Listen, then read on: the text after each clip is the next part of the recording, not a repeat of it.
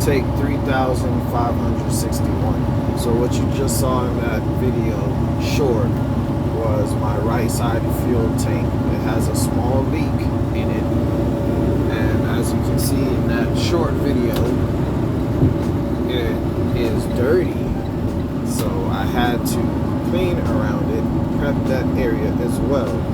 So I will include the tools and materials that I use to not only clean the surface but also scuff up the area so that the materials that I'm going to apply to the fuel tank will stick and adhere better to that surface.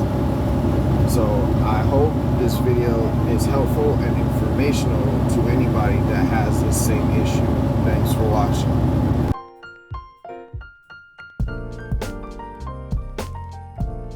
This is the product that I use to cover up the small leaky area on the right side fuel tank. So I use the product to the left, but still from the same company, but the one to the left comes out with a clear finish. Over time it will turn yellow, but the one to the right will come out gray or black if I'm not mistaken. I'm not too sure if I'm going to use that, but probably might do that later on down the road. The surface now is officially ready and prepped.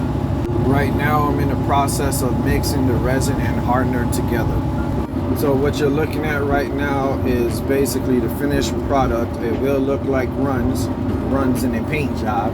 If you don't know what that means, basically what you're looking at right now, other than the fact that there's color when you have runs.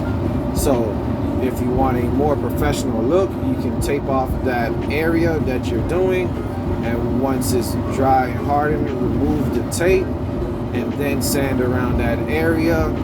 Get a spray can of clear, spray over the surface, and you're done.